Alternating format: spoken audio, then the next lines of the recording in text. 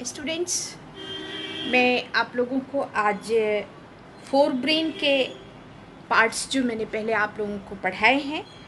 Good morning. Part one students and part semester PG2 students. तो ये fore brain को मैंने आप लोगों को पढ़ाया था। इसके 3 पार्ट्स हैं। थैलेमस, जो सामने आपको लिखा हुआ भी दिख रहा है, लिम्बिक सिस्टम एंड सेरेब्रम। मैंने लिम्बिक सिस्टम तक आप लोगों को डिफ़ाइन कर दिया था, लेकिन अब मैं आगे आप लोगों को जो इसका लास्ट पार्ट है, आपको पार्ट 3 करके लिखा होगा नीचे, आप देखिए वहाँ पर सेरेब्रम 1 2 3 लिम्बिक सिस्टम के नीचे सेरेब्रम लिखा हुआ है। सेरेब्रम को मैं आप लोगों को आज पढ़ाने जा रही हूँ। तो सेरेब्रम को हम लोग अब स्टडी कर। Students, now I will define this part. This is called cerebrum. ये cerebrum, ये मस्तिष्क का सबसे ऊपरी भाग, मस्तिष्क का सबसे ऊपरी भाग सेरेब्रम कहलाता है। और सेरेब्रम को की ही परत जो है वो ऊपर से दिखाई देती है, जो भूरे रंग की होती है। अच्छा, भूरे रंग की क्यों होती है ये पार्ट? ये मैंने पहले भी आपसे कहा है कि ब्रेन में 2 तरह के मैटर्स भरे हुए होते हैं। जो पार्ट तंतुओं में उजला दिखता है, तो तंतु जो है वो भरे रहते हैं न्यूरोफिब्रिल से, और जो भूरा पार्ट दिखता है उसके अंदर भरा रहता है निस्सल पदार्थ भरा रहता है, जो भूरे रंग का होता है। और जिन कोशिकाओं में निस्सल पदार्थ भरा होता है उन कोशिकाओं का रंग भूरा दिखता है। इसीलिए ये जो आपको पार्ट बना हुआ है, यही मस्तिष्क का सबसे ऊपरी भाग है, जो पूरी तरह से आपको सामने दिख रहा है। ये आपका भूरे रंग का होता है और ऐंठनों से भरा हुआ होता है, बिल्कुल घुड़चन वाला, जैसे आपने अखरोट देखा होगा, अखरोट, वॉलनट जिसको कहते हैं, अखरोट से भरा रहता है। और ये जो परत होती है, इस परत की मोटाई 3 से 6 मिलीमीटर मानी गई है। इस परत को सेरेब्रल कॉर्टेक्स कहते हैं। ये जो परत है आपकी, ये वाली, ये पूरे में जो घिरी हुई है, ये परत आपको क्या कहलाती है? सेरेब्रल कॉर्टेक्स, सेरेब्रल कॉर्टेक्स कहती है। और इस कॉर्टेक्स का अर्थ होता है छिलका। ये चलने क्यों रहा है? छिलका, सॉरी, ये भींगा हुआ है, अभी मैंने पूछा है इसलिए। सेरेब्रल कॉर्टेक्स का अर्थ होता है छिलका। तो छिलका आप समझती हैं अच्छी तरह, प्याज पर से भी आप हटाती हैं। कॉर्टेक्स की रचना असंख्य कोशिकाओं से होती है, और जिसमें निस्सल पदार्थ भरा रहता है। निस्सल पदार्थ किस कलर का होता है? भूरे रंग का। आप लोगों को मैं बार बार कह रही हूँ कि आप लोग क्विज का क्वेश्चन बना करके उसका आंसर जो मैंने पढ़ाया है उससे बना करके हमको भेजिए। हम एक का करेक्ट कर देंगे, बाकी लोग आप अपने ग्रुप में मिला लीजिएगा उसको करेक्शन दे करके। और इसीलिए कॉर्टेक्स भूरा दिखता है, क्योंकि वो निस्सल पदार्थ, ये बात मैं पहले भी आपको कह चुकी हूँ। अब इसकी बनावट जो है, इसके अंदर का जितना पार्ट है, ये तो छिलका है, चारों तरफ से बाहर से दिख रहा है। तो इसका जो इसके अंदर जो है वो तंतुओं से बनी हुई रचना होती है। इसीलिए उस भूरे रंग की रचना के अंदर वाइट रचना होती है, जिस तंतुओं के अंदर आपको पहले भी मैंने बताया है कि न्यूरोफिब्रिल भरा रहता है, जो उजला रहता है। ठीक है। और सेरेब्रम तथा सेरेब्रल कॉर्टेक्स संपूर्ण ब्रेन में, पूरे मस्तिष्क में, यही सेरेब्रल कॉर्टेक्स और सेरेब्रम आपको सबसे महत्वपूर्ण है, जो फोर ब्रेन का पार्ट है, थर्ड पार्ट जिसको हम मान के चलते, सबसे ऊपर आ गए हम अब। तो ये बहुत ही इम्पॉर्टेंट पार्ट है। और मैं एक बार देख लूँ कि यहाँ रिकॉर्डिंग हो रही है कि नहीं है। तो रिकॉर्डिंग हो रही है। चलिए, अब ये जो सेरेब्रम के बीचों बीच, सेरेब्रम सबसे महत्वपूर्ण पार्ट है, और सेरेब्रम के बीचों बीच एक खाई होती है जो ऊपर से नीचे की तरफ आती है यहाँ पर। इसको हम लोग रोलैंडो कहते हैं, रोलैंडो, या इसको सेंट्रल फिशर भी कहा जाता है। इसके 2-3 लाइन में बिता देती हूँ आपको, ये ऐठन दिखाने के लिए मैंने बनाया था। तो इसको यहाँ पर हम लिखते हैं रोलैंडो, रोलैंडो या सेंट्रल फिशर, या सेंट्रल फिशर इसको कहते हैं, सेंट्रल फिशर, फिशर खाई या FISSURE फिशर, फिशर। रोलैंडो भी या ये कहा जाए या ये कहा जाए, रोलैंडो ये ऊपर से लेके नीचे तक आती है।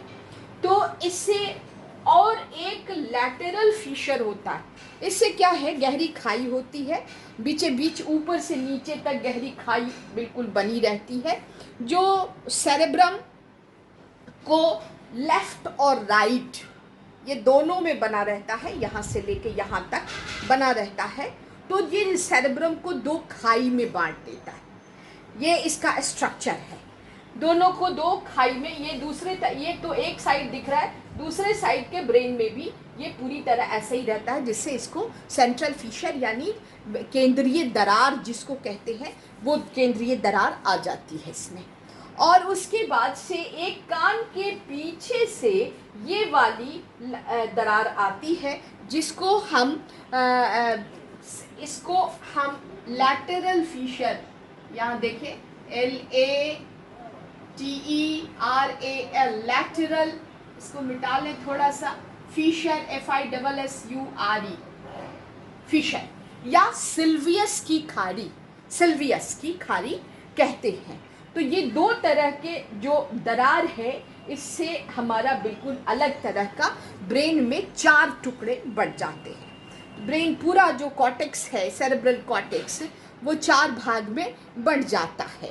पीछे से लेके आगे तक एक लाइन जिसको रोलैंडो या सेंट्रल फिशर कहते हैं, कान के पीछे से एक दरार जिसको हम लोग कहते हैं लैटरल फिशर, लैटरली फैला रहता है, लॉन्गिट्यूडनल फिशर तो लैटरल फिशर कहते हैं, और सॉरी लॉन्गिट्यूडनल, लैटरल फिशर कहते हैं या लॉन्गिट्यूडनल फिशर कहते हैं, या इसको सिल्वियस की खाड़ी कहते हैं। तो इसको हम लोग यहाँ पर लैटरल फीचर लिखें या लॉन्गिट्यूडनल फीचर लिखें।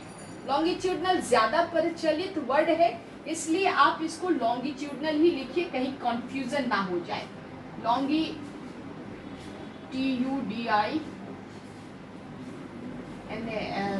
लॉन्गिट्यूडनल फीचर, फिशर होता है, फिशर के मानी दरार, खाड़ी। तो ये चीज़ जो है आपकी आ जाती है। तो इस तरह से पूरा ब्रेन का जो ये पार्ट सेरेब्रल कॉर्टेक्स में 4 खाई बन जाती है। अब मैंने यहाँ लाइंस से इसको बना के रखा है। जो सबसे बड़ा पार्ट होता है वो है फ्रंटल लोब का। ये फ्रंटल लोब से सटा हुआ और ऑक्सीपिटल लोब से सटा हुआ, ये जो इससे सटा हुआ ये पेरिएटल लोब होता है। और उसके बाद ये पीछे का यहाँ से लेकर के यहाँ तक आप देखिए, मैंने ब्लैक लाइन से इसको काट के रखा हुआ है। यहाँ पर ये ऑक्सीपिटल लोब कहलाता है। ऑक्सीपिटल लोब 4 खाइयों में, 4 लोब्स, 4 पार्ट्स में ब्रेन बढ़ जाता है। और ब्रेन किस इन्हीं दोनों खाइयों की वजह से, लॉन्गिट्यूडनल फिशर या जिसको सिल्वियस की खाड़ी कहते हैं, और ये रोलैंडो या जिसको सेंट्रल फिशर कहते हैं, इससे दोनों खाट जाता है, लैटरल फिशर और सेंट्रल। तो सेंट्रल फिशर ना रख के इसको लैटरल फिशर भी लिख सकते हैं, तो ये कर सकते हैं। तो इसको हम लोग ये 4 पार्ट में बढ़ जाता है। और इन दोनों गोलार्धों को मिलाने वाली, अब ये 2-4 हो गया, यानी हमारा ब्रेन, मैंने आपको पहले भी एक फिगर में दिखाया था, जो फिर से मैं आपको दिखाती हूँ। फिगर्स यहाँ पर मौजूद हैं, आपको मैं फिर से दिखाती हूँ कि ब्रेन का कौन सा पार्ट किस तरह से बटा हुआ है। अभी 1 मिनट वेट करिए आप।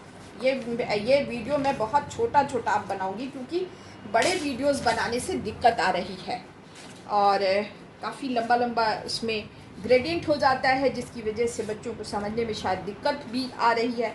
अब आप देखिए यहाँ, ये मैंने पहले भी आपको दिखाया है, ये आप देख लीजिए यहाँ पर, ठीक है। अब ये ब्रेन का मैंने एक पार्ट बना के यहाँ पे रखा हुआ है, लेकिन ये 2 है। तो इसका जो फ्रंटल लोब है, left brain and right brain जो कहते हैं, तो यहाँ पे यही पार्ट बढ़ के रोलैंडो से ये 4 भाग में बढ़ जाता है, दोनों हेमिस्फीयर में। मैंने एक का बना के दिखाया है, और एक को पढ़िए, दोनों में बिल्कुल समानता है, बिल्कुल समानता है।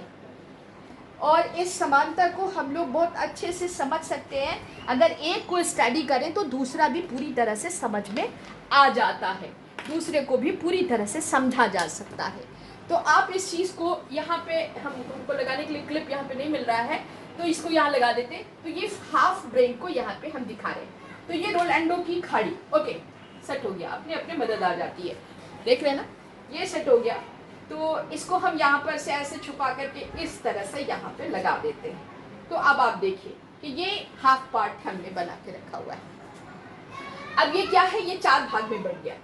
ये अग्र मस्तिष्क, इसको अग्र मस्तिष्क कहते हैं। अग्र मस्तिष्क, फ्रंटल लोब, अग्र मस्तिष्क का ये फ्रंटल लोब होता है।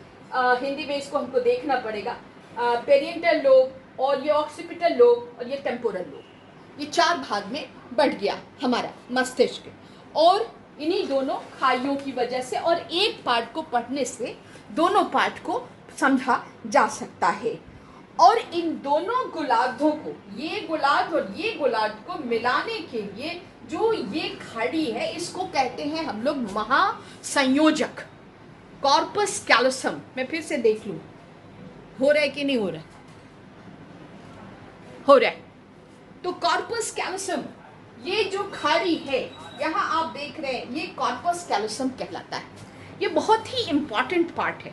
एक तो कॉर्टेक्स का जो सेरेब्रल कॉर्टेक्स जो पार्ट है, जो फोरब्रेन का पार्ट है, सेरेब्रम या सेरेब्रल कॉर्टेक्स, ये जो है दोनों बहुत ही पूरे ब्रेन में सबसे ज़्यादा इंपॉर्टेंट भूमिका इसी पार्ट की होती है। मगर इन दो, क्योंकि ये हेमिस्फेयर, ये एक हेमिस्फेयर का फिगर है, ये कट ऑफ द माइंड है यहाँ पर, और ये कटा हुआ है, और यहाँ से इसको देखिए तो ये महासंयोजक या कॉर्पस कैलोसम कहलाता है। This part is also very important in the brain. It plays the coordination between the both side of the brain, यानी left hemisphere and right hemisphere को आपस में कोऑर्डिनेट करने का काम, यानी एक दूसरे में समन्वय उत्पन्न करने का काम जो है, ये कॉर्पस कैलोसम भी ही करता है। इसके कुछ पॉइंट्स हैं जिसको मैंने लिख के रखा है, आप लोगों को सुनाओ। कॉर्टेक्स के दोनों, मैंने बताया कि कॉर्टेक्स के दोनों पार्ट को आपस में मिलाता है महासंयोजक। और इसका दूसरा है, इसके नष्ट हो जाने से क्या क्या हो सकता है। इसके नष्ट हो जाने से व्यक्ति 2 मस्तिष्क वाला व्यक्ति बन जाता है, एक मस्तिष्क नहीं। अगर कॉर्पस कैलोसम में किसी भी प्रकार की क्षति होती है तो मस्तिष्क व्यक्ति जो है वो 2 मस्तिष्क वाला बन जाता है, यानी दाहिना पार्ट इंडिपेंडेंट एक आदमी का और बायां पार्ट इंडिपेंडेंट एक आदमी का। एग्जैक्टली, अगर इस हाथ पर कोई मक्खी बैठी है तो आप दाहिने हाथ से उसको नहीं भगा सकते, तो ये बिल्कुल अलग हो जाता है। तो इस तरह का ये क्षति बहुत ही खराब होती है, और इसमें रेप्लिकेशन नहीं है, ऐसा मैंने कहीं पढ़ा है। इसको आगे हम लोग डिस्कस करेंगे। नष्ट हो जाने से मानव शरीर दाहिने और बाएं 2 स्वतंत्र व्यक्ति में बदल जाता है, बिल्कुल 2 पार्ट में हो जाता है। और सेरेब्रम के हेमिस्फीयर में किसी एक को दूसरे पर, लेफ्ट को राइट पर, राइट को लेफ्ट पर प्रभुत्व प्रदान रहता है, उस पर वो डोमिनेट करता है।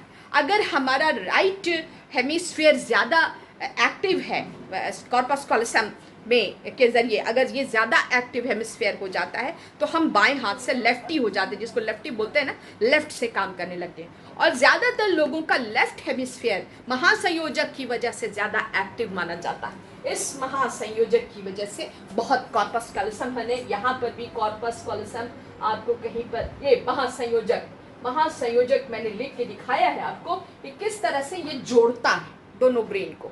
ऊपर से सब अलग रहते हैं, लेकिन यहाँ पे आगे कॉर्पस कैलोसम इसको मिलाए रहता है, इसीलिए मैंने इसको मिटाया नहीं है। तो कॉर्पस कैलोसम थे क्या है कि बायां जो है ज़्यादातर लोगों का बहुत स्ट्रांग होता है, बहुत एक्टिव होता है, और इसका प्रभुत्व यानी लेफ्ट हेमिस्फीयर का प्रभुत्व दाएं पर होता है, तभी ज़्यादातर लोग दाहिने हाथ से काम करते हैं। अगर किसी का दाहिना हेमिस्फीयर ज़्यादा एक्टिव हो जाए तो वो लेफ्ट हैंड से काम करने वाला लेफ्टी हो जाता है, लेफ्टी जिसको हम लोग बोलते हैं, एक क्लेमैन की भाषा में लेफ्टी बोलते हैं, तो वो हो जाता है। अधिकांश व्यक्तियों में बायां ही जो है बायां हेमिस्फीयर ही ज़्यादा एक्टिवेटेड रहता है। प्रधान हो जाए तो महासंयोजक की क्षति हो जाए तो केवल राइट हैंड द्वारा ही कार्य किए जा सकेंगे, दूसरा नहीं। अब हम लोग, ये तो कॉर्पस कॉलोसम का हो गया, अगर कि क्या क्या हो सकता है, बहुत ही ये महासंयोजक, इस तस्वीर की अब ज़रूरत नहीं है, यहाँ पे ये बना हुआ है और यहाँ पे। अब हम लोग आए कि सेरेब्रल कॉर्टेक्स क्या चीज़ है, सेरेब्रम, इसके बारे में हम लोग। कॉर्टेक्स के प्रत्येक हेमिस्फीयर में 2 दरार होती है, एक ये दरार है, एक ये दरार है। मैंने आपको पहले ही बताया, एक दरार बिल्कुल ऊपर से लेके नीचे तक आती है, यहाँ से लेके नीचे तक आती है। इसकी और भी कुछ तस्वीरें मैंने बनवाई हैं जो आपको मैं दिखाऊंगी, और वो सिंड्रोम्स में दिखाऊंगी मैं। तो उसको, इस दरार के ऊपर से नीचे आती है, इसको सेंट्रल फिशर कहते हैं, या फिशर, यहाँ पे मैंने सेंट्रल फिशर लिखा था, या रोलैंडो इसको कहते हैं। ये मैंने पहले ही आपको बताया, मैं देख करके इसको आपको बताने की कोशिश कर रही हूँ ताकि आप बुक्स से भी कंसल्ट करें और इसको समझें। सेंट्रल फिशर कहते हैं। और दूसरी दरार कान से, यहाँ से आकर के रोलैंडो के निकट होते हुए चली जाती है, और इसके पीछे से उठती हुई, जिसको लैटरल फिशर या लॉन्गिट्यूडनल फिशर कहते हैं। लैटरल फिशर या लॉन्गिट्यूडनल फिशर इसको कहते हैं, या फिशर ऑफ सिल्वियस, सिल्वियस की खाड़ी भी कहते हैं, मैंने पहले भी आप लोग को बताया। इन फिशर्स को ने कॉर्टेक्स को 4 भाग में बांट दिया है।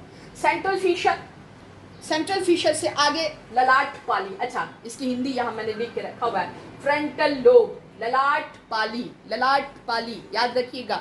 और इसके सेंट्रल फिशर के बिल्कुल पीछे पेरिएटल लोब, पश्च पाली, ये सॉरी वो नहीं आता, हिंदी नहीं लिखा मैंने इसका, पेरिएटल लोब। और लैटरल फिशर के नीचे टेम्पोरल लोब, लैटरल फिशर के नीचे टेम्पोरल लोब, और सबसे पीछे की तरफ ऑक्सीपिटल लोब।